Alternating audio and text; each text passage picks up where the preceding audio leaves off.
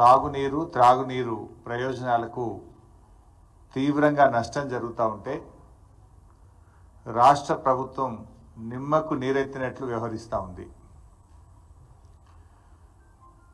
ఈ ప్రభుత్వం యొక్క నిర్లక్ష్యం వల్ల రాష్ట్రంలో లక్షలాది ఎకరాల్లో పంట ఎండిపోయే పరిస్థితి వస్తూ ఉంది. రేపు వేసవిలో త్రాగునీటి అవసరాలకు కూడా తీవ్రమైన ఇబ్బందులు ఎదుర్కొనేటువంటి పరిస్థితి కనబడతా ఉంది. అంటే ఒక సోయిలేని ప్రభుత్వం అధికారంలోకి వస్తే రాష్ట్రానికి ఎంత నష్టం జరుగుతుందో ఇవాళ మన కళ్ళ ముందు స్పష్టంగా కనబడతా ఉంది. రోజు పత్రికల్లో కూడా వార్తలు చూస్తూ ఉన్నాం. సాగర్ కుడి కాలువ నుంచి ఆంధ్రప్రదేశ్ ప్రభుత్వం రోజు 10,000 క్యూసెక్కుల నీళ్లు తరలించకపోతుంటే తెలంగాణ ప్రభుత్వం చేవజచ్చి చేష్టలుడిగి చేతులు కట్టుకొని చూస్తూ ఉన్నారు. నీళ్ల మంత్రి నీళ్లు నములుతూ ఉన్నాడు. ఒక్క మాటలో చెప్పాలంటే తెలంగాణ భూభాగానికి నీళ్లు మళ్లించిన ప్రభుత్వం బీఆర్ఎస్ ప్రభుత్వం అయితే చేతగాక నీళ్లు నములుతున్న ప్రభుత్వం ఇవాళ కాంగ్రెస్ ప్రభుత్వం. 3 నెలలుగా సాగర్ కుడి కాలువ నుంచి రోజు 10,000 క్యూసెక్కులు పోతా ఉన్నాయి. మరి ముఖ్యమంత్రి గారు, నీటిపారుదల శాఖ మంత్రి గారు బెల్లం కొట్టిన రాయిలాగా చలనం లేకుండా ఎందుకు పడి ఉన్నారు?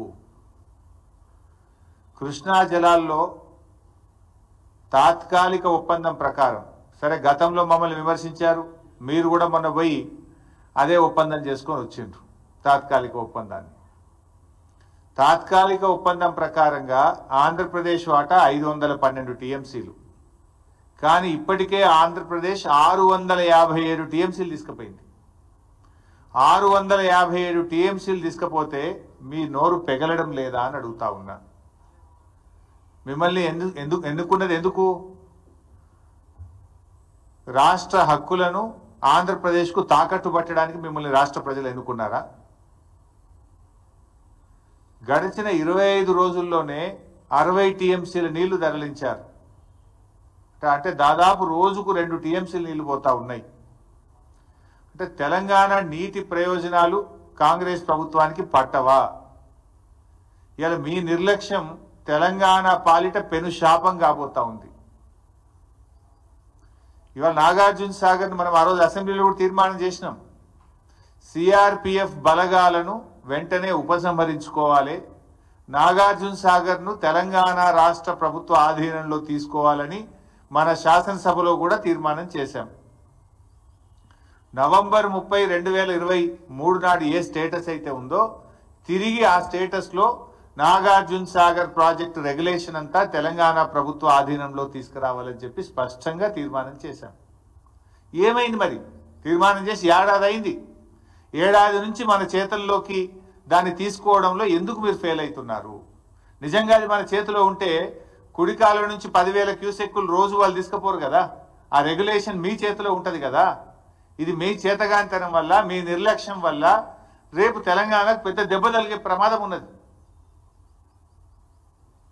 ఇవాళ సాగర్ కేంద్ర బలగాల ఆధీనంలో ఉన్నప్పుడు కేంద్ర అనుమతి లేకుండా ఇష్టారాజ్యంగా నీళ్లు తరలించుకుపోతా ఉన్నారు.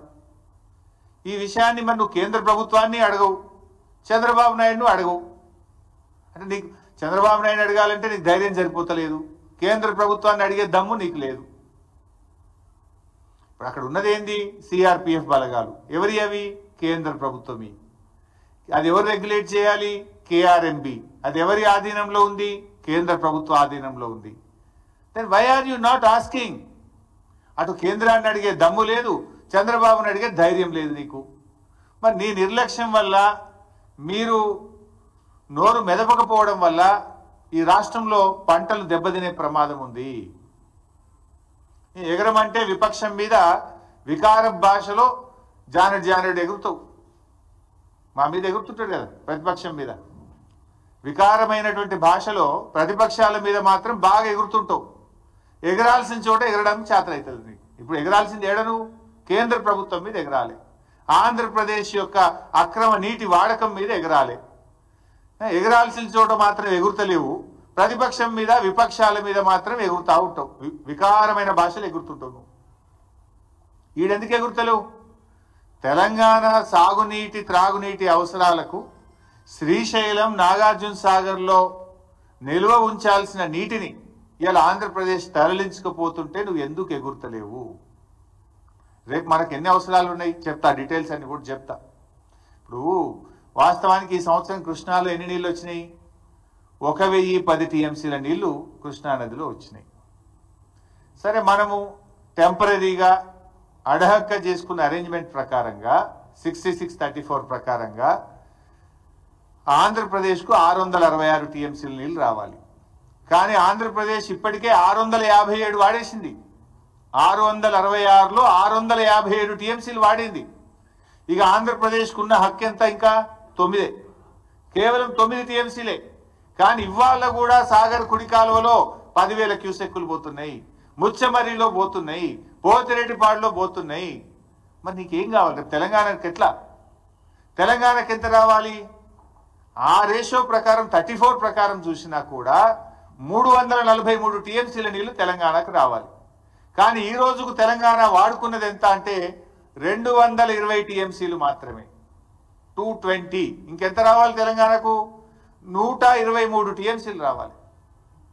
123 టీఎంసీలు తెలంగాణకు రావాలి, ఆంధ్రాకు రావాల్సింది 9.